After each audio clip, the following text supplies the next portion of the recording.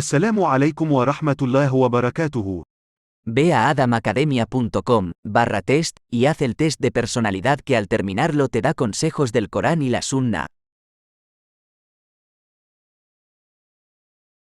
Assalamu alaikum wa rahmatullahi wa barakatuh. En este vídeo quiero responder a una pregunta que me hace bastante gente, que es ¿por qué Dios no interviene, con el caso de lo que está ocurriendo en Gaza? ¿Por qué Dios lo permite? ¿Por qué Dios no salva a los niños? ¿Por qué están muriendo niños, si Dios es tan bueno? Y como suelo hacer, no voy a responder a las preguntas, sin más. Voy a analizar la psicología que hay detrás de las preguntas, porque casi siempre, cuando alguien te está haciendo una pregunta, te la hace desde una perspectiva, ¿vale? O partiendo de unas ideas preasumidas y de unas bases preasumidas. Por ejemplo, cuando alguien viene y pregunta... Bueno, es igual, no me voy a enrollar. Pero generalmente, cuando alguien te hace una pregunta, no solo tienes que ir a responder, tienes que ir a analizar por qué me estás haciendo esa pregunta, ¿vale? Que es lo que no queremos hacer, ¿no? Analizarnos a nosotros. Vale, la psicología de la pregunta o el pensamiento de trasfondo en esta pregunta. ¿Por qué los musulmanes en Gaza? O esa es más bien la pregunta que yo quiero decir. ¿Por qué los musulmanes en Gaza? Esta es mi experiencia personal, ¿vale? Por lo que todos los vídeos que he visto de los palestinos. Y luego, no solo eso, sino gente en el tercer mundo. Quiero decir, mucha gente en el África subsahariana, donde viven en miseria y donde hay guerras, ¿vale? No hacen esta pregunta constantemente. Quiero decir, vuelvo de nuevo, musulmanes incluso. Musulmanes en el tercer mundo, musulmanes en situaciones de guerra, musulmanes en lugares donde hay hambrunas, donde hay sequías, donde hay necesidad, donde hay miseria. No les escucho constantemente decir, oye, si Dios está, ¿por qué nos está pasando esto? Y me ha llamado mucho la atención de Gaza y de Palestina, que los palestinos no se les ve en los vídeos diciendo si Dios existe, ¿por qué nos pasa esto? De cual asumo que deberían ser ellos los primeros en decir esto. De hecho, una cosa que me llama la atención cuando sufren los palestinos y miras vídeos, de hecho vi en las noticias hace poco un padre que sus hijos habían muerto o descubrió que su hijo había muerto y lo primero que dijo es Alhamdulillah. Alhamdulillah no quiere decir me alegro de que mi hijo haya muerto, ¿vale? Quiere decir reconozco que todo el mérito y la alabanza es debida a Dios. Y se retiró, ¿vale? Pidió apartarse y retirarse. Pero esto lo hemos visto en los palestinos constantemente. Y le lleva a uno a preguntarse por qué ellos están constantemente apoyándose en Dios y están constantemente recordando a Dios. Y nosotros que estamos aquí, en Europa, con la calefacción puesta, estamos todo el rato diciendo si Dios existe, ¿por qué la gente sufre? Si Dios existe, ¿por qué pasa esto en Gaza? Y es un tema que siempre me ha chocado en la cabeza. No solo con Gaza. ¿Por qué en el tercer mundo la gente no relaciona su miseria con decir, vale, entonces ¿por qué Dios no la elimina? Eso es un fenómeno bastante moderno y bastante del primer mundo. Y eso es lo que quiero analizar antes de ir a responder a esta pregunta. Vale. ¿Por qué esas personas tienen una visión del mundo tan radicalmente a la nuestra? ¿O por qué nosotros no paramos de decir esto? Si Dios existe, ¿por qué hay este sufrimiento? Y ellos no lo dicen tanto. Y la respuesta es la siguiente. Tenemos visiones del mundo distintas. Generalmente cuando hacemos una pregunta, partimos de una visión del mundo. Creemos una serie de cosas. Creemos que si Dios existe no debería haber sufrimiento. Eso es una creencia que tú tienes, ¿vale? Que deberías ser capaz de justificar primero. En el mundo tradicional, y el mundo islámico está dentro más bien de eso, afortunadamente, se asumía que el mundo, y esto es el mundo cristiano tradicional también, se asumía que este mundo es un lugar donde hemos venido a crecer como personas. Y para crecer como personas tenemos que tomar decisiones morales. Y para tomar decisiones morales tenemos que vernos en situaciones a veces adversas, a veces de felicidad. A veces guays, a veces complicadas. A veces amor, a veces odio, ¿vale? Esta es la forma en la que el ser humano más o menos veía la vida antes, ¿vale? El ser humano moderno, los que hemos nacido en el primer mundo, tenemos una creencia en el privilegio innato. Es decir, creemos que hemos nacido con el derecho a X cosas. Tenemos una expectativa de privilegio. Hemos nacido para disfrutar, ¿vale? Eso es esencialmente lo que se nos ha inculcado desde niños a los que hemos nacido y crecido en el primer mundo. Hemos nacido para pasarlo bien, para estar bien, para los derechos, para no sé qué. Entonces, ¿qué ocurre? Que automáticamente cuando hay sufrimiento no tiene sentido desde nuestra visión del mundo. Personas que están en otro lado del charco generalmente o con otra visión del mundo no disfrutan el sufrimiento, pero para ellos sí que tiene sentido. O sea, no tienen esta idea de que sufrir no tiene sentido. Eso es un pensamiento muy del primer mundo y muy del mundo moderno, y los musulmanes que nos hemos criado aquí, pues estamos en cierto modo infestados, ¿no?, con esa manera de pensar. Vale. Fijaos, ahora voy a hablar a los musulmanes. Si tú miras la biografía del profeta, alayhi salatu wassalam, una de las cosas que te va a llamar la atención es la cantidad de sufrimiento que hay. Quiero decir, las personas cuando empezaron a reconocer o a seguir al profeta Muhammad, los esclavos, ¿qué les empezaron a hacer? Iban al desierto, donde estaba ardiendo a las 12 del mediodía, ¿no?, si lo quieres decir así, les ataban, les ponían una piedra encima, y esa piedra debía de estar ardiendo, claro, lógicamente. Les latigaban y les dejaban con las heridas ahí en pleno sol. Y verás que en la biografía del profeta los compañeros no suelen decir, oye, si Dios existe, entonces ¿por qué hay sufrimiento? Es decir, no se partía de la base de que estás aquí para disfrutar. Aquí, desde el momento en el que nacemos, nos ponen las vacunas, nos cuidan bien, nos tratan bien, y todo eso está muy bien, ¿vale? Pero uno de los problemas es que somos una generación de cristal. Tenemos intolerancia al concepto de sufrir, ¿vale? Mientras que la visión tradicional es que no creces si no sufres, ¿vale? Estoy intentando que veáis la idea de trasfondo de por qué hacemos esta pregunta tanto, especialmente los musulmanes europeos o los musulmanes del primer mundo.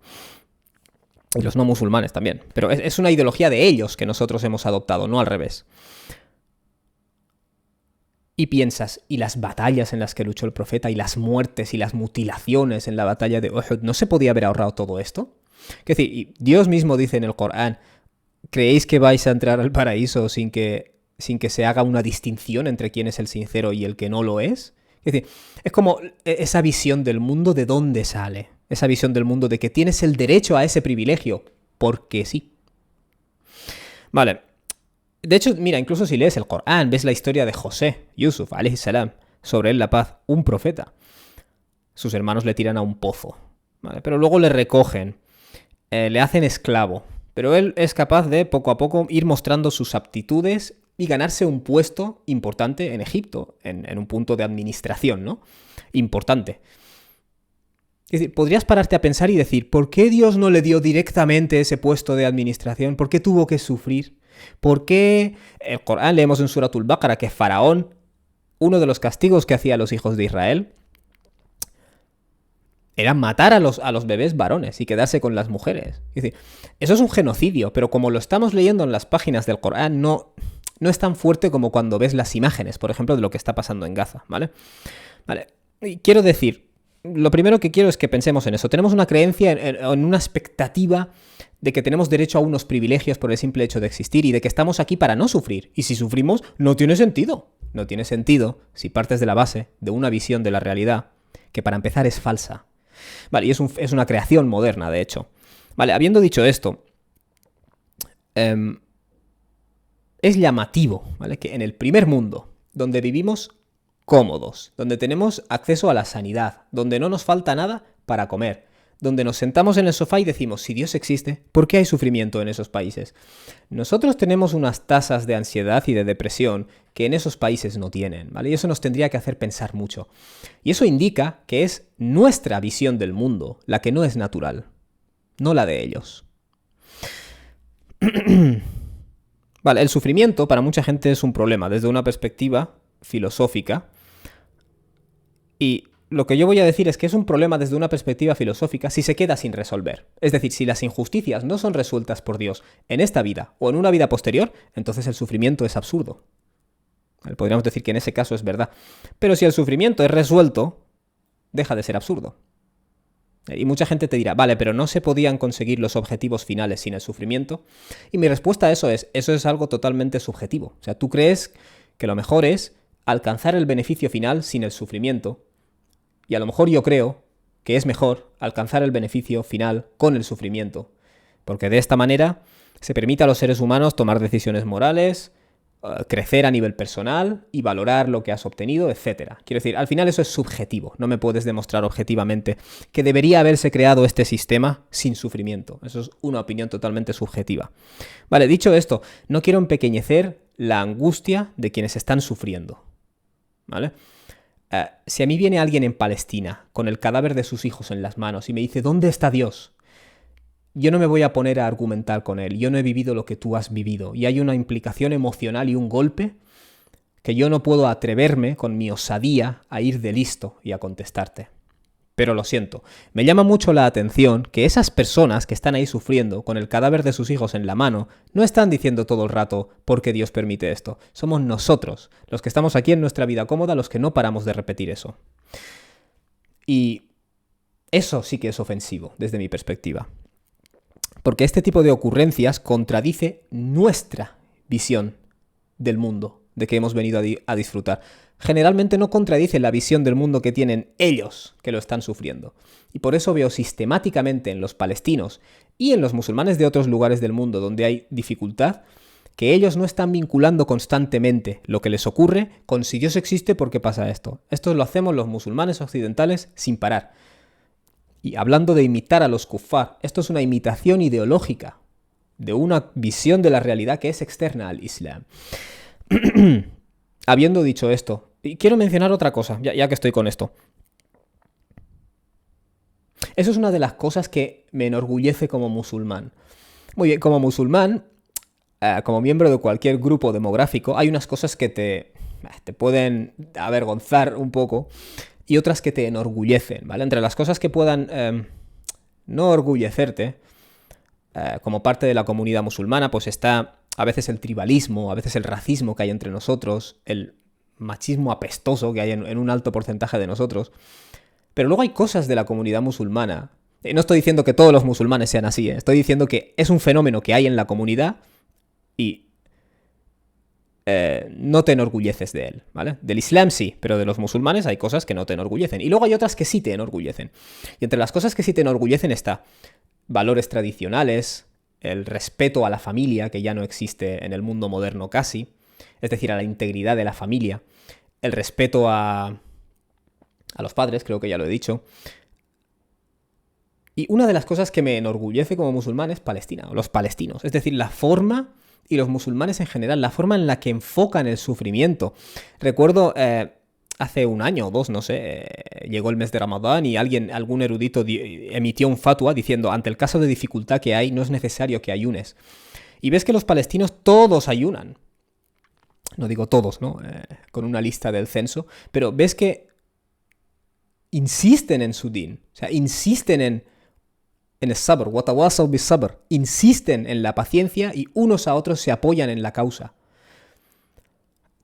A veces les escucho a toda esta gente que han perdido a sus familias, que están corriendo, y su gratitud y su apreciación de lo que tienen nos deja a nosotros, a los musulmanes occidentales, en una posición de vergüenza, tío, y nos debería dar vergüenza. Muchos musulmanes que dicen, ay, ¿por qué Dios permite esto? En muchos casos pienso, debería darte vergüenza, tío. Deberías ponerte a mirar los vídeos de lo que dicen ellos que lo están sufriendo. Porque ellos tienen un discurso bastante distinto al tuyo. Vale. Ahora en respuesta al tema, ¿por qué Dios permite el sufrimiento en Gaza? En Gaza y en Corea del Norte y en Sierra Leona, ¿vale? Porque no olvidemos que el sufrimiento humano es un fenómeno universal. No creemos que Dios intervendrá para solucionar todas las injusticias en este mundo en una franja de tiempo o espacio determinado por nosotros, ¿vale? Eso, de nuevo, es la visión de la realidad falsa. Ya que este es un universo donde existe, como hemos dicho, contraste de situaciones que nos permiten tomar decisiones morales y también existe libertad de elección, ¿vale? Aquí tenemos a una serie de asesinos que están perpetrando esto, tenemos a una serie de cómplices, ¿vale? Cuando se produce el ajuste de cuentas, ¿no? El hisab, se restablecen las balanzas. Si no existiera ese ajuste de cuentas, sería un problema la existencia de todo esto.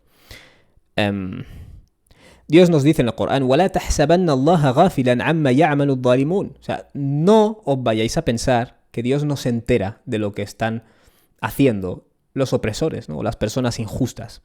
إِنَّمَا يُؤَخِّرُهُمْ لِيَوْمٍ تَشْخَصُ فِيهِ الْأَبْصَارُ.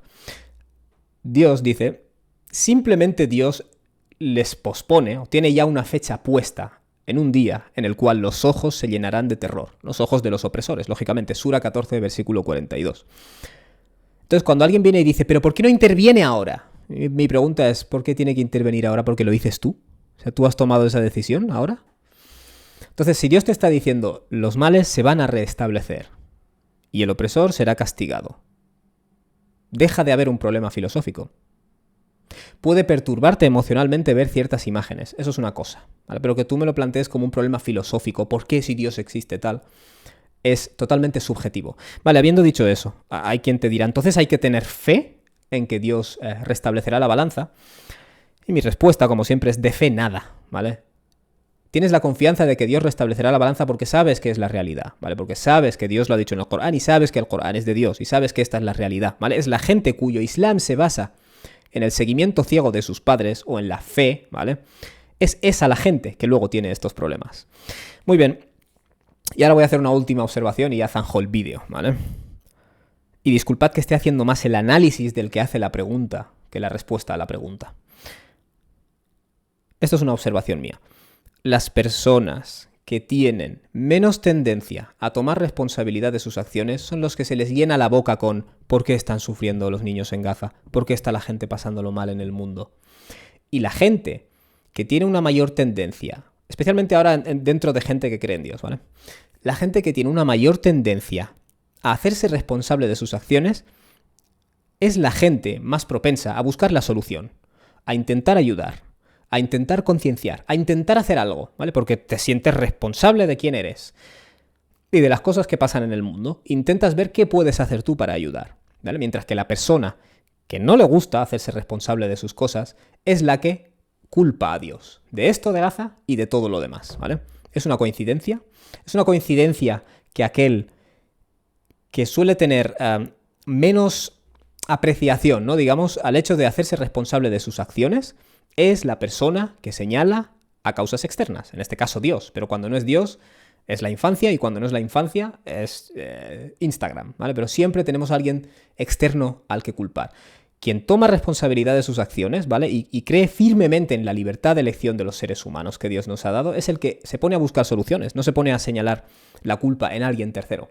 Bueno, así que si tienes mucho la tendencia a decir ¿por qué Dios permite esto? ¿Por qué Dios permite esto? ¿Por qué Dios permite esto? En lugar de pensar en ¿qué responsabilidad tenemos? ¿Cómo hemos llegado a esto? ¿Y qué puedo hacer yo para cambiarlo? Es un tema, especialmente como muslim, que tienes que revisar, ¿vale? Muy bien, barakallahu fikum, que Dios os bendiga, wassalamu alaikum wa rahmatullahi wa barakatuh. Y quiero terminar mencionando lo que he dicho de que los palestinos, su forma de enfocar esto es una de las cosas que me enorgullece de ser musulmán. O sea, verles en vídeos, ¿vale? Ver realmente su convicción en Dios, su apoyo en Dios, su gratitud incluso. Y piensas, nosotros vivimos aquí con estos lujos y no hacemos más que quejarnos, que decir por qué Dios permite esto y permite lo otro. Súper ingratos. La hawla wa la quwwata illa billah. Bueno, assalamu alaikum wa rahmatullah. Assalamu alaikum wa rahmatullahi wa barakatuhu. Ve a adamacademia.com/test y haz el test de personalidad que al terminarlo te da consejos del Corán y la Sunna.